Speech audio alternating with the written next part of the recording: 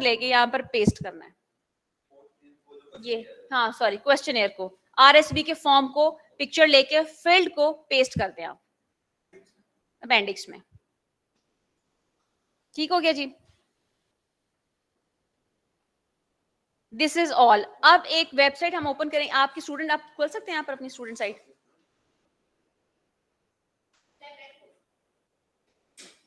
अपने student site खोलें, अपना प्रैक्टिकल वाली साइट खोलें। ये खोलेंगे तो आप शेयर कीजिएगा जरा उसको। ये सारी रिपोर्ट राइटिंग हो गई, उसके बाद आप लोगों ने क्या करना है वो भी मैं इसी सेशन में यहाँ पर एंड कर रही हूँ, बाद में लोग मुझसे वो भी ना पूछें। तब तक यहाँ पर बैठे लोगों को कोई सवाल है? नहीं, बस प्रैक्टिकल सेशन है, अगर रिक्वेस्ट मुझे आती है दोबारा। एक या दो स्टूडेंट थे, उनको मैंने आज मंडे की रिक्वेस्ट की थी कि आज ही आ जाएं, अब फ्राइडे की रिक्वेस्ट की, अब आई डोंट नो वो आज आए हैं या नहीं आए। दो स्टूडेंट ऐसे थे। आप जानते हैं किसी को? मैम मुझे कुछ पूछना था प्लीज। एक सेकंड ठहरिएगा। अच्छा,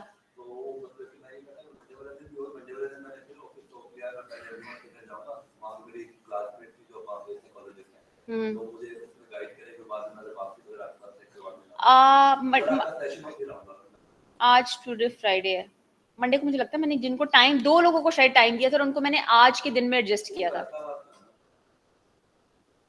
आपके कुछ जानने वाले हैं? आप उनको काइंडली मेरी तरफ से मैसेज दे दें कि मंडे को सेशन नहीं है, अनाउंसमेंट चेक कर ले। मैं नेक्स्ट सेशन आई गेस एक और दिन भी है 17 को, नेक्स्ट फ्राइडे का भी एक सेशन है, उसमें अनाउंसमेंट पोस्ट कर दूंगी मंडे वाले दिन। तो काइंडली अपने ग्रुप में मैसेज कर दीजिए कि मंडे वाला कैंसिल हो गया। ठीक है, तो अगर किसी ने नए लोगों ने आना होगा तो मैं मंडे को दोबारा उसको करूंगी और नेक्स्ट फ्राइडे को ही करूंगी सेशन। अब नहीं, अब हाँ जी, आप देखिए आपको प्रैक्टिकल असाइनमेंट कहाँ ओपन है आपकी? आप लोगों को ऐसा नजर आता है? अच्छा ठीक है, अब आप वापस आए पीछे जरा। अब यहाँ पर आएगी वो खोले अनाउंसमेंट, वो वहाँ जाए 631 में। हाँ जी, करें ऊपर। हाँ जी, यहाँ खोलें, नीचे आए, ये आ गया। अब इस स्क्रीन को शेयर कर दें, बस अभी नहीं, अब इतनी स्क्रीन शेयर कर दें।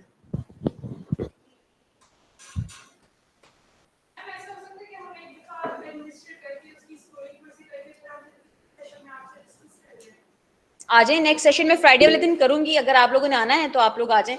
उसके लिए मैं किसी का नाम नहीं मेंशन करूंगी, लेकिन एटलीस्ट ये जरूर हो अगर आप लोग आए हैं तो मैंने आना है तो एटलीस्ट मिनिमम 10 से 12 लोग हों। आज मंडे वाले सेशन में 2 लोग थे, मैंने इसलिए उनको आज किया था कि फिर अगेन मेरी बाकी सारी कमिटमेंट्स को छोड़ के 2 घंटे के लिए यहाँ पर रहने का मकसद ये है कि बाकी चीजें एटलीस्ट इतने लोग होंगे हम उसको डिस्कस कर सकें। तो नेक्स्ट फ्राइडे वाले दिन अगर आप लोगों ने आना है तो फ्राइडे को 2:30 से लेके 4:30 तक का सेशन के लिए अनाउंसमेंट मैं पोस्ट कर दूंगी, और ये अनाउंसमेंट ऑनलाइन भी हो जाएगी, जिसने ऑनलाइन आना है वो ऑनलाइन भी आ जाएगा। तब तक आप सब लोगों की स्कोरिंग के इश्यूज अगर कुछ हुए तो हम उसको वहीं पर रिजॉल्व कर लेंगे। ठीक है, अच्छा स्टूडेंट्स ये देखेंगे यहाँ पर जब आपने रिपोर्ट बना ली है तो वो जो सबमिशन के नीचे आ रहा है उसको क्लिक करें। ये यूजुअली आप अपलोड करते हैं पीडीएफ फॉर्मेट में अपनी असाइनमेंट, अब सारा कुछ कंट्रोल ए करके यहाँ पर कंट्रोल वी कर देना है, दैट्स इट, और आपने सेव कर देना है। एक दफा के बाद मुझे लगता है कि दोबारा ये चेंज नहीं करता, इसलिए पूरी कंप्लीट बनाने के बाद आपने यहाँ पर चेंजेस करनी है। यहाँ पर कंट्रोल और सी कंट्रोल वी करना है। यहाँ पर कुछ लोग मुझे कहेंगे कि पिक्चर्स नहीं होती हैं हमारी नजर, ऊपर यहाँ पर स्टाइल्स के ऊपर बॉक्स बना हुआ है, यू क्लिक, वो दिखाइएगा ये इमेजेस के साथ नीचे बी, हाँ ये यहाँ पर इंसर्ट इमेज करेंगे तो आपका वो जो इमेज है ना आरएसबी का, वहां पर आप लगा लेंगे। आपको स्क्रीन शो नहीं हो रही है? स्क्रीन शो हो रही है मैम, हो रही है। हाँ जी, बस कोई खास बात मैंने नहीं बताई, मैंने जस्ट ये बताया कि आपने जब असाइनमेंट अपलोड करनी है तो एक दफा के बाद दोबारा नहीं होगी, तो प्रॉपरली उसको अपडेट कीजिएगा। ये पीडीएफ फॉर्म नहीं है, वर्ड पे बनाने के बाद control C and control V करनी है एंड दैट्स इट, सेव कर देनी है। मुझे कोई भी स्टूडेंट असाइनमेंट को ईमेल पे नहीं भेजेगा, क्योंकि मेरे पास शायद ये फैसिलिटी नहीं है कि मैं अपलोड कर सकती हूँ। आपकी पीडीएफ डॉक्यूमेंट्स में अपडेट कर देती हूँ उसके मार्क्स, लेकिन यहाँ पर मैं नहीं कर सकती, इसलिए विद इन टाइम एक दिन पहले सबमिट कराएं। इंटरनेट नहीं चला, एलएमएस नहीं चला, that is all your responsibility. 40 marks हैं, इसलिए बी केयरफुल, ठीक है, और एक दिन पहले अपना काम सबमिट करा लें आप लोग। This is all from my side. किसी को क्वेश्चन है तो वो मुझसे पूछ लें। 5 मिनट्स मोर। यस मैम, मुझे कुछ पूछना था आपसे। जी पूछें। मैम वो उसके अंदर लिखा हुआ है ना, वो प्रेजेंट कंप्लेंट्स लिखी हुई हैं, तो वो आप कह रही थी ना कि उर्दू में जैसे भी वो क्लाइंट बताएंगे वैसे लिखना है, तो थोड़ा सा बता दें उसको। फिर हम जैसे फॉर एग्जांपल वो पंजाबी में बोल रहा है तो उसको पंजाबी राइटिंग में ही लिखना है, पंजाबी लैंग्वेज जैसे वो बोल रहा है, या उर्दू में बोल रहा है या इंग्लिश में बोल रहा है, प्लीज़ थोड़ा सा ये बता सकती हैं आप।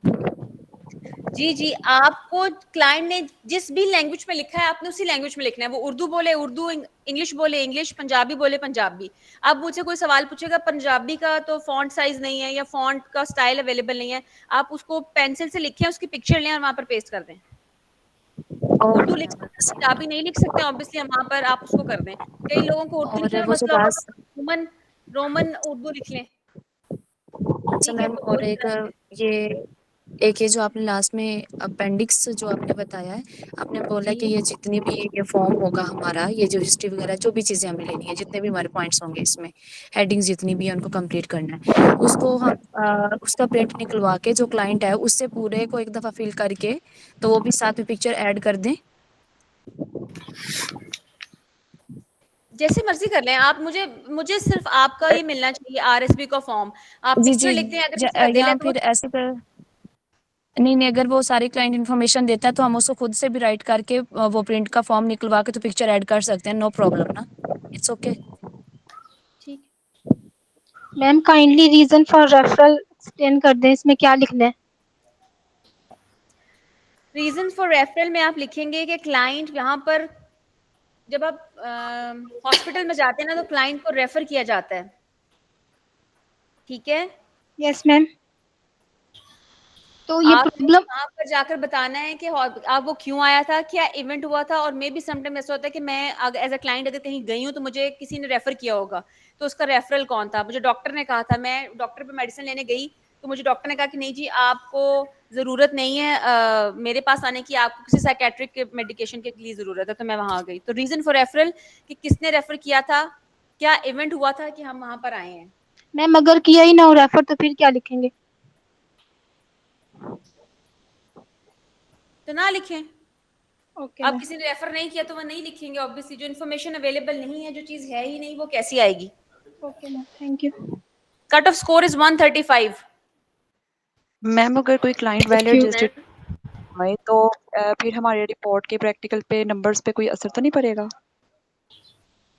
क्या नहीं पड़ेगा, सॉरी किस बात का। अगर नहीं पड़ेगा, नहीं पड़ेगा। ये आ जाए। मैम क्योंकि नंबर मैम, ऑफ डिपेंडेंट्स पे क्या लिखना है? सोशो इकोनॉमिक्स, अगर क्लाइंट जॉब करता है तो उसके बारे में थोड़ा बता दें, अगर जॉब वाले क्लाइंट हो तो फिर। अगर क्लाइंट जॉब करता है तो उसकी सैलरी कितनी है वो लिख दिया, और नंबर ऑफ डिपेंडेंट्स ऑब्वियसली उस सैलरी पे उस पे कितने लोग डिपेंड कर रहे हैं। अगर मैं एक्सक्यूज मी जॉब कर मैम। रही हूँ अगर मैं जॉब कर रही हूँ और मैं अपना फैमिली रन नहीं करती हूँ तो ऑब्वियसली मेरा कोई डिपेंडेंट नहीं है। और अगर आप जॉब कर रहे ओके हैं और आप 10 लोग आपकी फैमिली में हैं तो 10 लोग आपके डिपेंडेंट्स हैं। Okay, thank you. चलिए जी। अब मैम प्लीज़ ये मैम अभी 2-3 लास्ट वाले बस पॉइंट थोड़ा सा प्लीज़ क्लियर कर दें। कौन सा वाला पॉइंट। मैम ये जो ये क्वालिटेटिव एनालिसिस में लिखा हुआ है ना, इसमें सोशल एटीट्यूड्स है, ये सेक्सुअल एटीट्यूड्स है, यहाँ से ना मेरा थोड़ा वो कट ऑफ हो गया था यहाँ से ना, तो प्लीज़ थोड़ा सा दोबारा से बता दें, स्किप हो गया था मुझसे। कोई बताएगा। Number over here, when you are writing your report you have to quote the relevant statement number under the familial issues, the general issues, the character traits, जो भी हमारे पास उन्होंने दिए हुए हैं, हमारे RISB में जो क्वेश्चंस दिए हुए हैं, या जो भी को उन्होंने स्टेटमेंट्स दी को जो पूरा करके लिख रहे हैं, उनमें आपने देखना है कि कौन सी सोशल है जो उनको आपने कोट करना है। ठीक है, यहाँ पे आपने लिख देना है उसके आगे कि ये नंबर 9 या नंबर 10 जो है वो सोशल इश्यूज हमें शो कर रहे हैं और उसमें ये सोशल इशू है, तो आपने बस वो लिख देना है। मैं मुझे तो यही समझ आई थी। आई एम सॉरी कि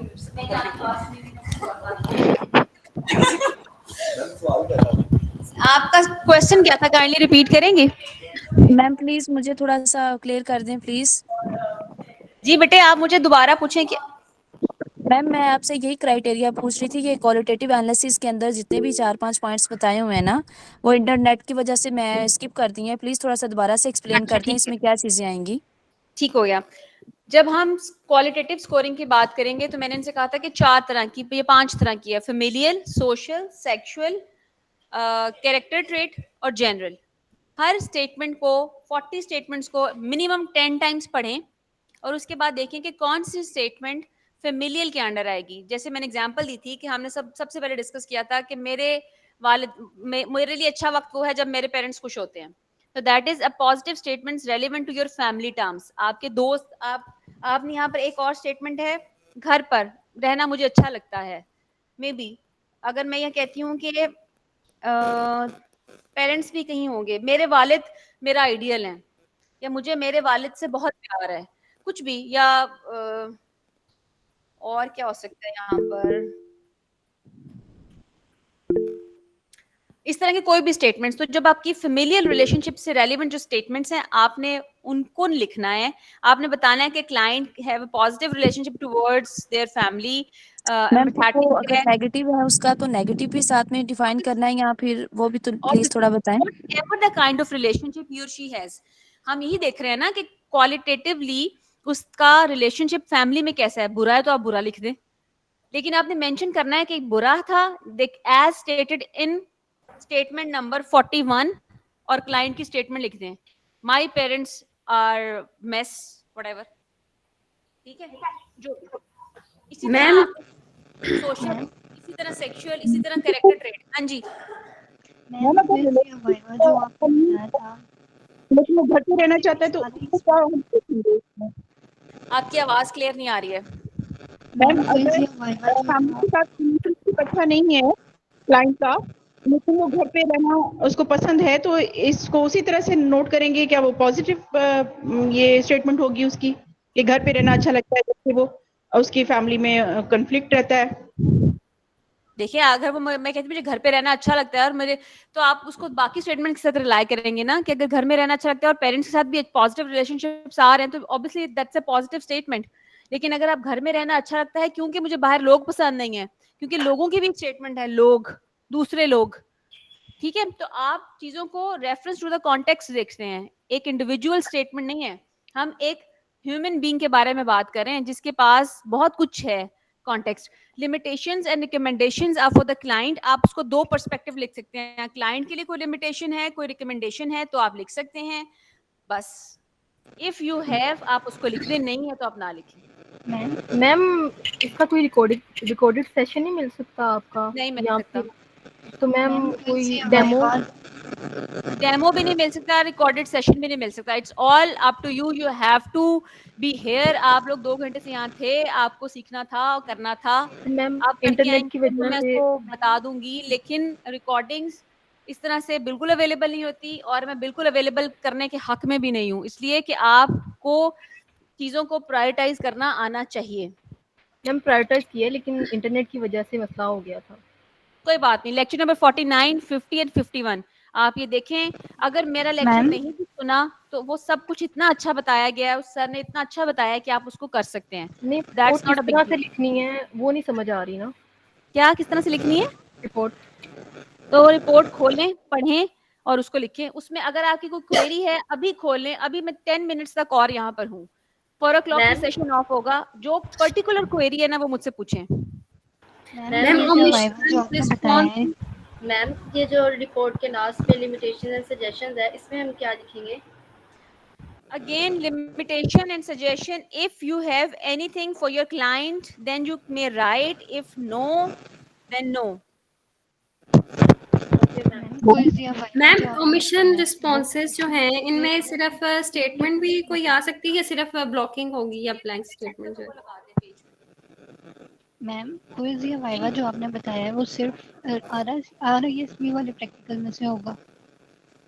जी RSP में से वाइवा जो है उसकी 2 फॉर्म्स हो सकती हैं इस सेमेस्टर में। उसके लिए एक छोटा सा सेशन हम दोबारा कर लेंगे। वाइवा जो भी होगा वो आपका इसी से रेलिवेंट होगा। प्रोजेक्टिव टेस्ट क्या होते हैं से लेकर आपने क्या कुछ सीखा है RSB में, relevant to your work, whatever you have done over there. आपने आना है? मैम ओमिशन रिस्पॉन्सेज में कोई स्टेटमेंट भी ऐसी आ सकती है या सिर्फ ब्लॉकिंग होगी? मैंने ना वैसे आपको व्हाट्सएप किया, वो देख लीजिएगा एक दफा अगर देख सकते हैं तो। Excuse me ma'am. चलिए अल्लाह हाफिज़। मैम जी सॉरी, जी जी बताइए। रिस्पॉन्सेज में कोई ऐसी स्टेटमेंट भी आ सकती है कि सिर्फ ब्लॉकिंग होगी? क्या हो? ओमिशन रिस्पॉन्सेज जो हैं हाँ उसमें जी सिर्फ ब्लॉकिंग हो सकती है या फिर कोई ऐसी स्टेटमेंट भी आ सकती है? बेटे, ओमिशन रिस्पॉन्स का मतलब ये है कि जब क्लाइंट ने उसको कुछ नहीं किया, वो ब्लैंक छोड़ दिया है, वो ब्लैंक छोड़ी हुई statement is the omission statement. Okay ma'am. ठीक है ma'am please cut off score का दोबारा से थोड़ा सा प्लीज बता दें। डियर, आप 49, 50 और 51 प्लीज पढ़ें। 135 is the cut off score, which means client below value is well adjusted, more than that is client is mal adjusted। अब मुझसे कोई ये ना पूछे well adjusted ओके और okay mal yes ma'am adjusted क्या मुझे होता है। याद आ गया, मैंने कल लेक्चर लिया था, आ गया याद। ओके ओके ठीक। मैम चलिए जी, रिपोर्ट राइटिंग फॉर्मेट अवेलेबल नहीं है, ढूंढे जाके, तो अगर नहीं मिला तो इससे क्या ज्यादा करें? मैं कुछ नहीं कह सकती। जी मैम, मैं एक सवाल पूछ सकता हूँ, ये इंटरव्यू टेलीफोन पे कर सकते हैं?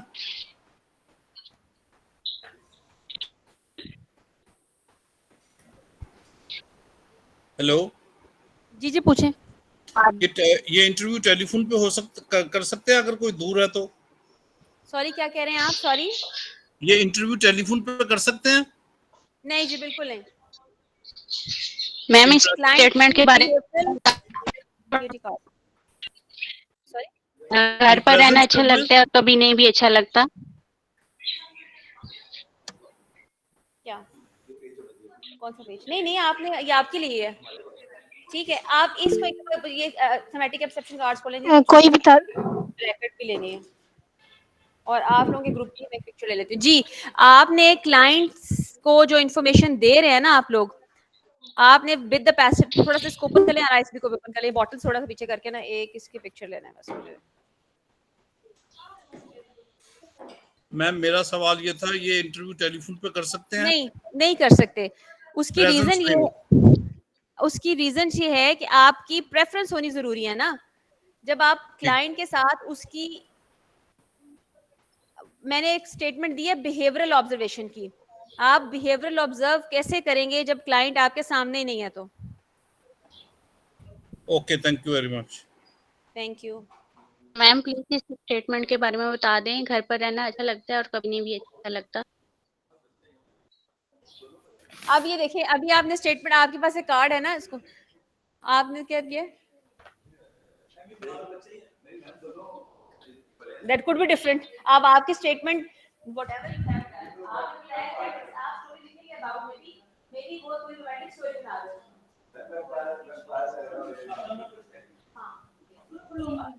जी ठीक हो गया जी। मैम एक स्टेटमेंट है, अगर ये कंफर्म कर दे मुझे। जी बताइए। शादी करनी चाहिए, इसका क्या है? शादी करनी चाहिए? हाँ जी। तो करिए। न्यूट्रल है ये? नहीं, this is not a neutral statement, that is a kind of a positive statement. उसने कब कहा है कि नहीं करनी चाहिए, और सब यही कहते हैं कि करनी चाहिए। हाँ जी न्यूट्रल है।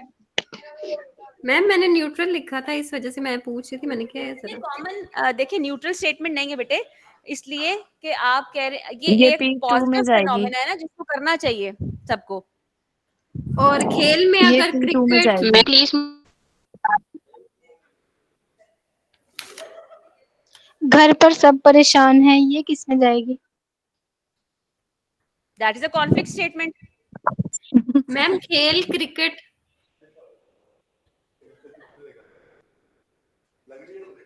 जी बस that's it, this is all from my side. अगर आपकी इसके बाद मेरा नहीं ख्याल आप लोगों की कोई क्वेरी रहनी चाहिए। ये पूरा वेज का मैनुअल है, ये देखा मैम आप लोगों ने अटेंडेंस लगा दी, आप लोगों को क्वेरी तो नहीं कोई रही। ये वेज इंटेलिजेंस टेस्ट, ये टी जो है हमारा,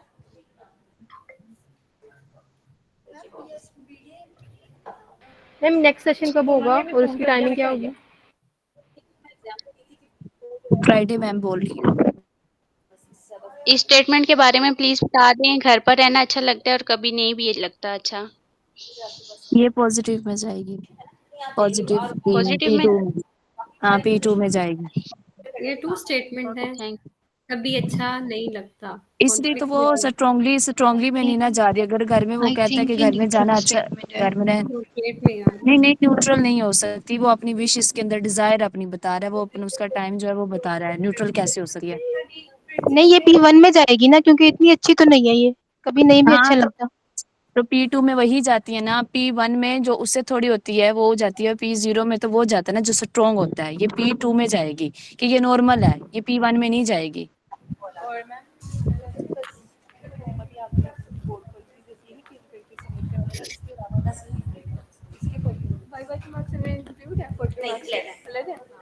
अब आप लोगों ने काम, अच्छा जी, okay, thank you so much. Session is over. Cut कर।